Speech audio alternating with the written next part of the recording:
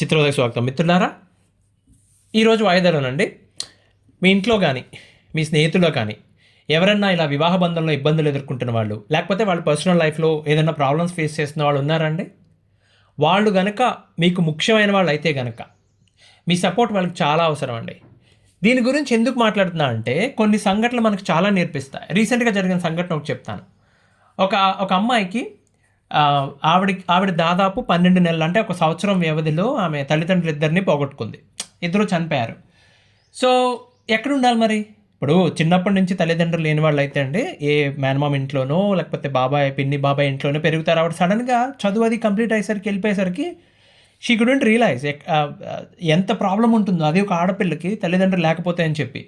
సరే, కొద్దిగా ఆస్తుంది, మంచి చదువుకుంది, ఇంకేంటి మరి పెళ్లి చేసేద్దామని చెప్పి సంబంధాలు చూశారు. ఏదో సంబంధం ఒకటి వచ్చింది, పెళ్లి చేసి పంపించేశారు. అంటే నాకు తెలిసిన వాళ్ళేనండి. అమ్మాయికి ఇలా సంబంధం వచ్చిందని తెలిసినప్పుడు నేను మాట అందామా, నోటి చివరి వరకు వచ్చిందంటారే, అందామా అని చెప్పి చాలా ఆలోచించి, వద్దులే వాళ్ళు శుభమా అని చెప్పి పెళ్లి సంబంధం మాట్లాడుకుంటుంటే మధ్యలో నెగిటివ్గా ఎందుకు అంటామని చెప్పినా అనలేదు. అంటే ఏం లేదండి, ఆ పెళ్లి కొడుకు ఏదో బిజినెస్ ఉందని చెప్పారండి. ఈ అమ్మాయి ఏమో ఎంబీబీఎస్ చదివింది, పైగా మెరిట్ స్టూడెంట్, పెళ్లి చేసి పంపించేశారు. ఇక మరి అమ్మాయికి తల్లిదండ్రులు లేరు కదా. ఎప్పుడైనా ఏదైనా పండగలకో లేకపోతే దీనికి కజిన్స్ మెసేజ్లు పెడుతున్నారు, ఫోన్ చేస్తున్నారు, కానీ బాధ్యత ఎవరు తీసుకుంటారు? సో అది అలా జరుగుతుందండి. పోయిన వారం అమ్మాయి వాళ్ళ అన్నగారు ఇక్కడ ఉంటారు, హైదరాబాద్లో ఉంటారనమాట. అదే ఒక 2 వారాల క్రితం జరిగింది ఇది. ఆయన నా క్లోజ్ ఫ్రెండ్ ఆడు.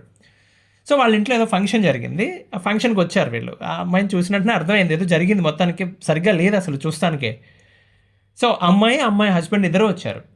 ఆ రోజు ఫంక్షన్ నుంచి వాళ్ళ ఇంటికి వెళ్ళేసరికి దాదాపు రాత్రి 10 అయిందట. వాళ్ళు బయట ఏదో పార్టీ హోస్ట్ చేశారు. దాన్ని అక్కడ నుంచి వాళ్ళ ఇంటికి వెళ్ళేసరికి రాత్రి 10 అయిందట. అందరూ పడుకున్నారు. మా ఫ్రెండ్ ఉన్నాడు కదా, వాళ్ళ వైఫ్, వాళ్ళ పాప చిన్నది, అది ఏదో మారం చేస్తుంటే దానికి ఏదో ఆకలేస్తుందంటే ఏదో తినిపిస్తుంది ఆవిడ, అర్ధరాత్రి. సో అంటే వీళ్ళు ఏదో ఉంటే ఆవిడ డోర్ నాక్ చేసిందంట. ఈ అమ్మాయి ఉంది కదా, వాళ్ళ చెల్లెలు. సో డోర్ నాక్ చేస్తే ఈ టైంలో ఇదేంటిది అని చెప్తే, రావే బాబు, సరే పొద్దున్న నుంచి మాట్లాడడమే కుదరలేదు నీతో, కూర్చో, ఏంటి సంగతి రానని అడిగితే ఆ అమ్మాయి కూర్చుంది. ఆ మాటలు ఈ మాటలు అయిన తర్వాత అంటే అన్న వదినే కదా, ఆ పాపను పడుకోబెట్టేసి ఆ వదిన గారి దగ్గరికి వచ్చి, ఇలా చిక్కిపోయి వింటరా, ఎందుకు డల్గా కనిపిస్తుంది అన్న అని చెప్పి భుజం మీద చేసిన వెంటనే ఆ పిల్ల ఆవిడ ఒళ్ళో పడుకుని బోర్ని ఏడుపు. ఏమైందని అడిగితే అప్పుడు చెప్పడం మొదలుపెట్టింది. ఆవిడన్నీ సరే ఏం చెప్పింది అవన్నీ తర్వాత విషయం, ఎవరికన్నా ఉంటే ప్రాబ్లమ్స్, కానీ అవన్నీ చెప్పిన తర్వాత వీడికి పశ్చాత్తాపం మొదలైపోయింది.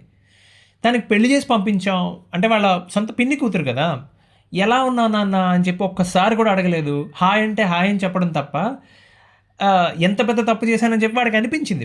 బికాస్ వీఆర్ లైక్ ఎమోషనల్గా వాళ్ళ అన్నా చెల్లెళ్ళు అంటే ఒకే చోట పెరగకపోయినా వాళ్ళిద్దరికీ చిన్నప్పటి నుంచి ఆ బంధం ఉంది.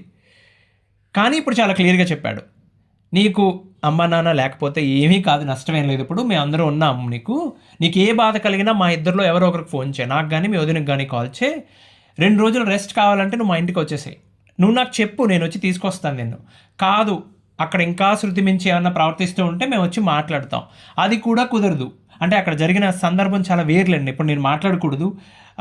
వాళ్ళు చెప్పాను కదా, వాళ్ళ ఒక ఉమ్మడి కుటుంబం, వాళ్ళ బిజినెస్, వాళ్ళ వ్యవహారం, వాళ్ళదో టైప్ క్యాండిడేట్లలో ప్రవర్తిస్తున్నారు.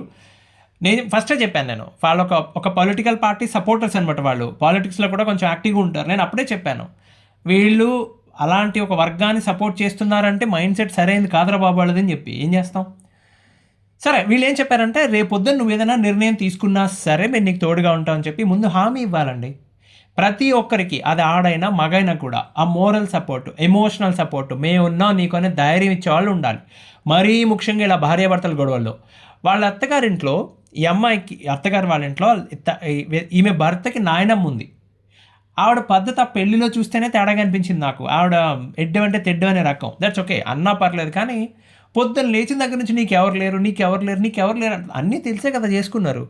ఆ పిల్ల స్థానంలో నేను ఉంటే అనేదాన్ని, అదేంటమ్మా నువ్వు బతికే ఉన్నావు కదా, నీకు పెద్ద రోజు అయిపోయిన తర్వాత అందరూ కానీ ఎవరు లేరు నాకని చెప్పి.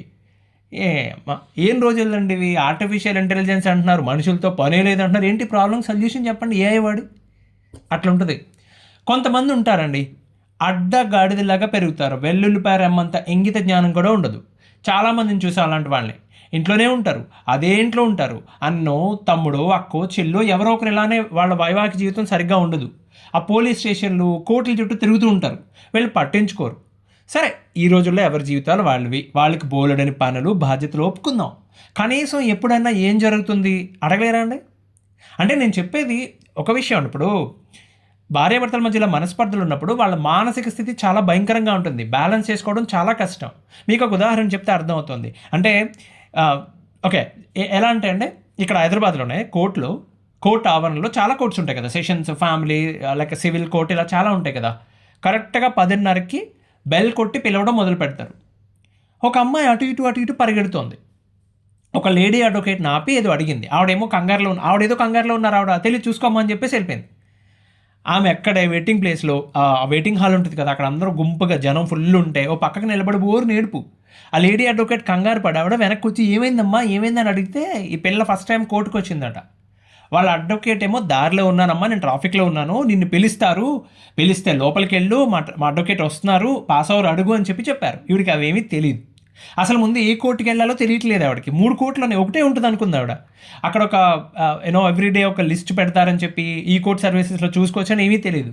సపోర్ట్ రావాలి కదండి ఎవరన్నా. అంటే గొప్ప చదువులు చదువుకొని ఉండొచ్చు కాక, ఓకే, కొన్ని విషయాల్లో ఎవరో ఒకరు సపోర్ట్ కావాలండి.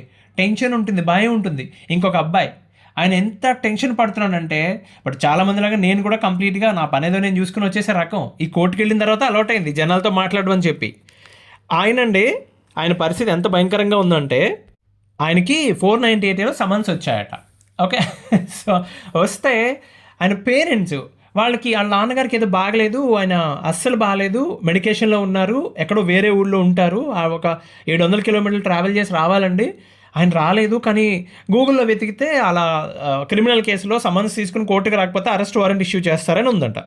అంటే మా అమ్మగారు మా నాన్నగారికి ఏమన్నా అవుతుందేమో భయంగా ఉందండి. ఏమంటారు? అరే బాబు భయపడకరా నాయన, ఏమీ కాదు, అక్యూజ్డ్ 1 కదా, నువ్వు వచ్చావు కదా ఇవాళ, నువ్వు చెప్పు వాళ్ళకి, నువ్వు ఓపెన్గా చెప్పు, ఇదండి మీ నాన్నగారి పరిస్థితి ఏంటి ఎక్స్ప్లెయిన్ చేయాలి లోపల.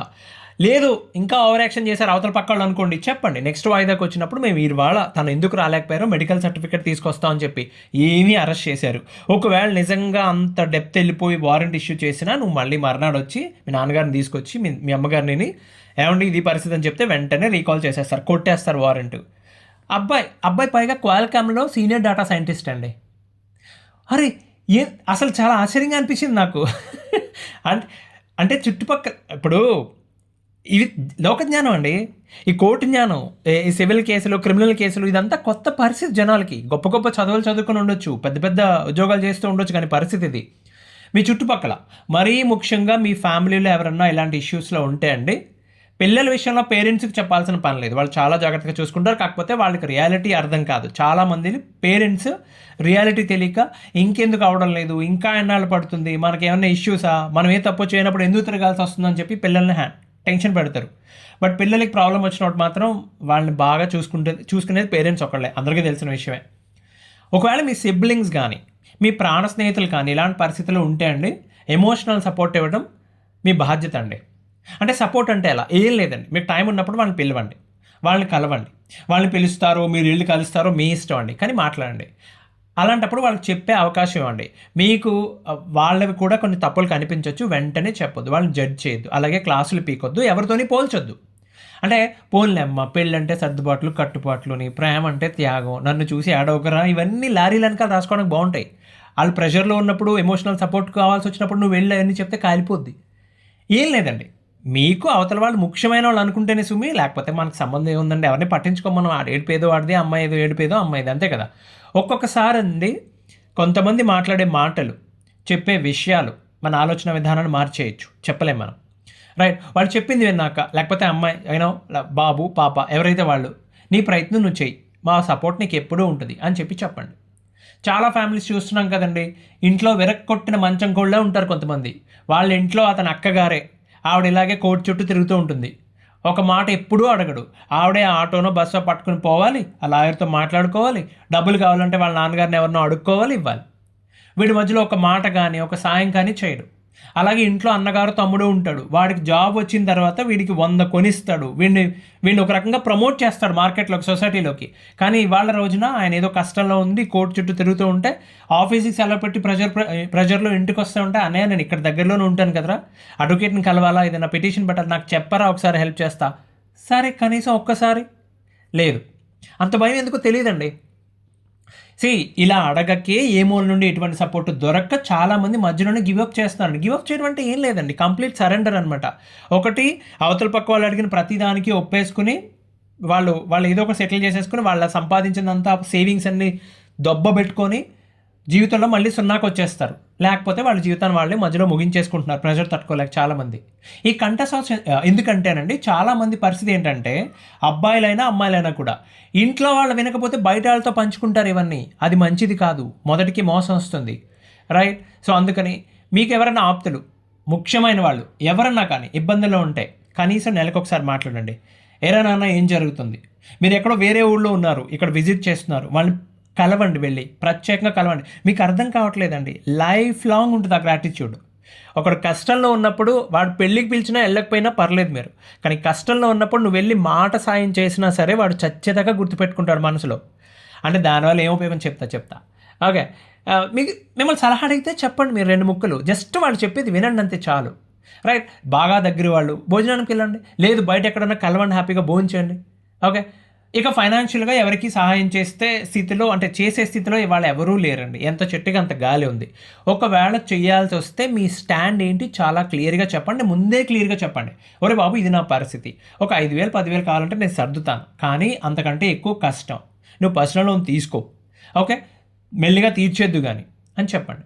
అందరూ అంతే తప్పితే మీరు మొహమాటానికి పోయి డబ్బులు ఇచ్చేసి తర్వాత బాధపడద్దు.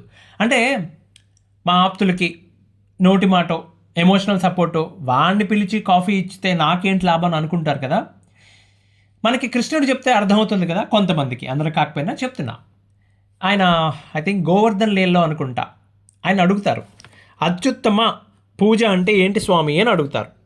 ఓకే, ఆయన చెప్తాడు ఎలా చేయాలి. ఇప్పుడు నేను పూజించాలంటే అత్యుత్తమ పూజ అంటే ఏంటని అడిగితే, పక్షికి 4 గింజలు, పశువుకింత గ్రాసం, ఆపదలో ఉన్నవాడికి సాయం.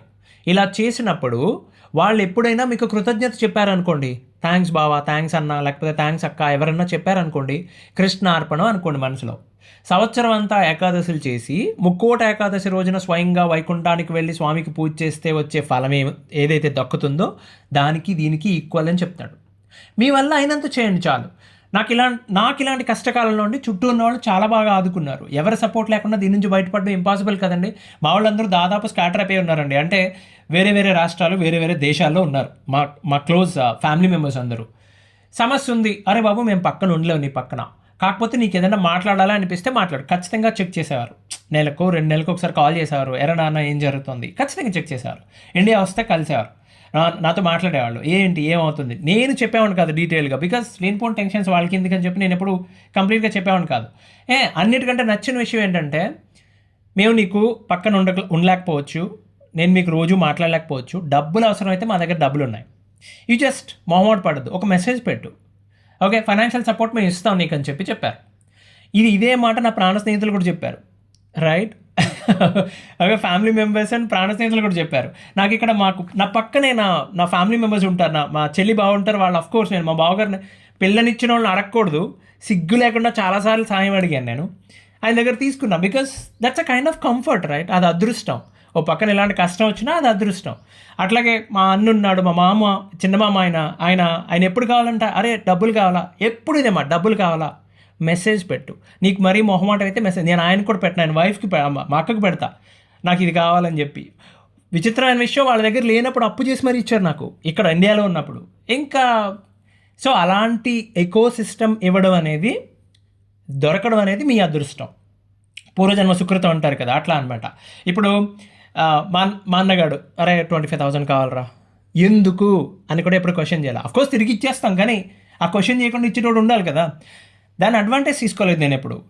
నాకు కొన్నాళ్ళు పోరాటం చేసిన తర్వాత, ఒక 6 నెలలు అయిన తర్వాత నాకు మ్యాటర్ అర్థమైంది, ఇప్పుడప్పుడే తేలే వ్యవహారం కాదు ఇది అని చెప్పి నేను I went for a personal loan తీసుకున్నాను, తిరిగి ఎవరిది వాళ్ళకి తీసేసా.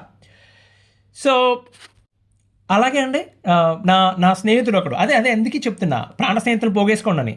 వాడు ఎవడో నమ్మి, కొంచెం మొమోటస్లం కదండి, ఎవడో నమ్మి వాడు 5 లక్షలు కావాలంటే టక్కని ఇచ్చాడు. అరే నువ్వు ఎన్ఆర్ఐ రా, పైగా మీకు పొలాలు ఉన్నాయి, నాకు 5 లక్షలు కావాలంటే టక్కని ఇచ్చాడు. ఎవడికో వాడు దెబ్బేశాడు. డబ్బులు ఇచ్చిన తర్వాత నుంచి ఫోన్ తీట్లే. వాడు ఆ పరిస్థితిలో ఉండి కూడా, అరే ఉదయగా డబ్బులు కావాలంటే అడగరు, అవన్నీ కామన్ రా, ఉంటాయి. నీకు డబ్బులు కావాలంటే అడుగు. వాడితో అన్నీ చెప్పేస్తాను నేను. కోర్టుకి వెళ్ళిన విషయాలు, అక్కడ జరిగిన గొడవలు, ఎవ్రీథింగ్ షేర్ చేసేస్తా. నా పక్కనే ఒకడు ఉంటాడు, మా మా ఫ్రెండ్ ఒకడు, వాడు కూడా అంతే. వీళ్ళు ఏ టైప్ అంటే, అఫ్కోర్స్ నేను కూడా అట్లాగే ఉంటాను. మన దగ్గర లేకపోయినా ఇచ్చేయాలి, వాళ్ళ ప్రాబ్లం సాల్వ్ చేయాలి. తిరిగి వస్తుందా రాదా తర్వాత విషయం. కానీ మీరు ఎవరి దగ్గరైనా డబ్బులు తీసుకుంటేనండి, ఒక పేపర్ పైన మీ స్వహస్తాలతో పలానా వాడి దగ్గర డబ్బులు తీసుకున్నానని చెప్పి పక్కన డేటు టైము వేసి, వీలైతే ట్రాన్సాక్షన్ నెంబర్ రాసి సైన్ చేసి మీ డాక్యుమెంట్ ఫైల్ ఫోల్డర్ ఉంటుంది కదా, ఫోల్డర్లో పెట్టుకోండి. తీసుకున్నవాడు చేయాల్సిన పని అది. రైట్. ప్రాణ స్నేహితుల దగ్గర డబ్బులు తీసుకున్న ప్రతి ఒక్కడు చేయాల్సిన పని అది. ఏమండి, మర్చిపోవద్దు. అలాగే కొంచెం అతిశయోక్తులు అనిపించవచ్చు, బట్ నేను వైజాగ్లో చదువుకున్నప్పుడు, ఇప్పుడు తెలుగు రాష్ట్రాల్లో, ఇప్పుడు కాదులేండి, ఎప్పటి నుంచో ఒక ప్రముఖ కుటుంబాల్లో ఒక కుటుంబానికి చెందిన ఒక అమ్మాయి, నా ఫ్రెండ్ తను. ఆమెకి ఇలా పోలీస్ స్టేషన్లో కేసు అయిందని చెప్పి పిలిచారని, కూర్చోబెట్టే బ్లాక్మెయిల్లో చేశారని చెప్పి అవి ఏమీ తెలియదు. నేనేం చెప్పలేదు. సో అంటే ఆవిడ ఇక్కడ ఉండరు, బట్ నేనేం చెప్పలేదు. మనం తప్పు చేయనప్పుడు రికమెండేషన్స్ ఎందుకని చెప్పి నేను ఎప్పుడు ఎవరిని అడగల. తర్వాత ఇవన్నీ కోర్టుకు వచ్చిన తర్వాత ఆమెకు తెలిసిందండి. ఒకరోజు కాల్ చేసి, ఏంటి ఇలా జరిగిందంట కదా, ఆయన నీకు జరగాలేరా, ఎంత చెప్పాను నేను, విన్నావా, మధ్యతరగతి మజ్జిగ చారు అన్నావు, తీరిందా సరదా. ఓకే. సో కానీ నాకు ఆప్షన్ ఉంది, అది నేను చెప్పేది. ఓకే, మీరు చుట్టూ ఇట్లాంటి ఎకోసిస్టమ్ పోగు చేసుకోవడానికి ట్రై చేయండి. మనం స్వతహాగా మనం చేసుకుంటే రాదండి అది. మనం నిజాయితీగా ఉంటే ఎప్పుడన్నా సింక్ అయిన వాళ్ళు దొరకాలి మనకి, రైట్. ప్రాణ స్నేహితులు పోగేసుకోండి అని రోజు చెప్తాను. అందుకే నేను ప్రతి ఒక్కరికి ఎందుకు ఇదంతా చెప్తున్నా అంటే అండి, ఈ మధ్య చాలా చాలా గొప్ప గొప్ప చదువులు చదివిస్తున్నారు, కానీ చిన్న ఫెయిల్యూర్ వచ్చినంటేనే దారుణమైన నిర్ణయాలు తీసుకుంటున్నారు, వాళ్ళు తట్టుకోలేకపోతున్నారు. మనకి చిన్నప్పుడు బాగా ఆటలాడించేవాళ్ళు, ఓడిపోయేవాళ్ళం, గెలిచేవాళ్ళం, అవన్నీ కామన్ రా అనిపించేది. ఇప్పుడు అసలు ఎగ్జామ్స్లో ఫెయిల్ అవ్వడం అంటే తెలియదు ఎవరికి. ఇప్పుడు తట్టుకోలేకపోతున్నారు వాళ్ళు. 10th క్లాస్ దాకా ఒక్కసారి కూడా ఫెయిల్ అవ్వకపోతే ఎట్లా బాబు? 10thలో ఫెయిల్ అవ్వాలి, అయితే ఇంటర్లో అవ్వాలి, తర్వాత డిగ్రీ చేసేటప్పుడు, బీటెక్ చేసేటప్పుడు ఒకసారి ఫెయిల్ అవ్వాలి, రైట్. బయట పల్లకీలు మోత, ఇంట్లో ఎగలమోతుంటారు కదా, పెద్ద పెద్ద యూనివర్సిటీలో చదువు, పెద్ద పెద్ద కంపెనీల్లో కొలువు, భార్యాభర్తల మధ్యలో చిన్న గొడవ వచ్చినట్టు మనం చూసాంగా, ట్రైన్లో మాట్లాడుకుంటున్నారండి ఇద్దరు, మాట పెరిగింది ఒక చిన్న విషయంలో. మరి ఏ విషయంలో దెబ్బలాడుకున్నారో తెలియదు. సమోసా తిందామా, జాంపండు తిందామని దెబ్బలాడుకున్నారేమో. ఆమె వెళ్ళి దూకేసింది అట్లక్కన, ఆమె దూకేసిందని ఇతను దూకేశాడు. ఊరి నాయను, నా కర్మని ఎందులోనో దూకేస్తా అంటే, నీకు దూకేస్తే దూకేయండి, ఏమవుతుంది, పెద్ద తినన్నాడు, మీ తద్దినంబూరు తినేసి అందరూ మర్చిపోతారు. మీ పార్ట్నర్ సంవత్సరం తిరిగేలోపు మళ్ళీ పెళ్లి చేసేసుకుంటారు. నువ్వేమో మీ పార్ట్నర్ మీద పిచ్చితోనో, ప్రేమతోనో, పగతోనో అదే వీధిలో కుక్క పిల్లలా పుడతావు. ఆ కొత్త జంట నవ్వుకుంటూ సినిమాలకు షికార్లకి పోతా ఉంటే నోరు ఎల్లబెట్టి చూస్తూ ఉంటావు అంతే. బాధ అనిపిస్తే ఎవరితోన్నా పంచుకోండి, రైట్. అబ్బాయిలు కరెక్ట్ ప్లేస్ టీ షాప్ అండి, అమ్మాయిలు కరెక్ట్ ప్లేస్ చక్కగా వంటగదిలో మొక్కలు పెట్టేసుకొని మీ అత్తకో పిన్నుకో ఎవరొకరికో చెప్పుకోండి. జాగ్రత్త, ఎవరితో పడితే వాళ్ళు పంచుకోవద్దు. కొంతమంది నోళ్ళు చెవులు కూడా మంచివి కాదు. అదండి విషయం. కొంచెం కేర్ తీసుకోండి, అది మీకు ఖచ్చితంగా హెల్ప్ చేస్తుంది. మీకో మీ పిల్లలకో మళ్ళీ ఏదో ఒక రూపంలో కలిసి వచ్చేస్తుంది. అది మాట సాయం, ఎమోషనల్ సపోర్ట్ ఖచ్చితంగా తిరిగి వస్తుంది మీకు. మళ్ళీ వాయిదాలో మళ్ళీ కలుద్దాం. అంతవరకు సెలవు. ధన్యవాదాలు.